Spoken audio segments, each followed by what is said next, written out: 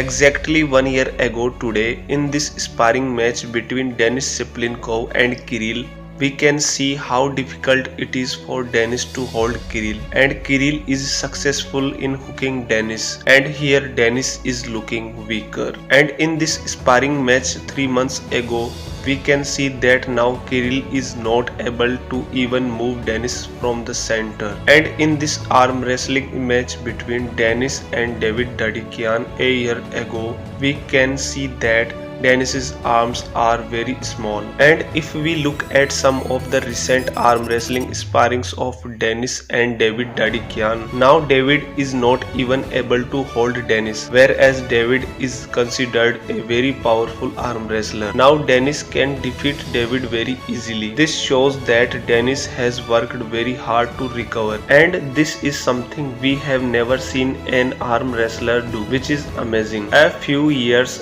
ago, Denis looked like this, where he had no muscle mass and was in very bad shape. And this is today's Denis, where he is now in great condition. Now his arms have become much bigger and more powerful than before, and he is seen in his best form. And one thing is clear from this, that Denis is now ready for Devon. Denis is currently at 80% of his prime form, but Denis says that now he is more powerful than his prime form. Denis's endurance is now much higher than before, because of which it will not be easy for Devon to defeat Denis. There is only 1 week left for both Denis and Devon's match, and looking at Denis' condition, it seems that Devon is really in danger. What is your opinion?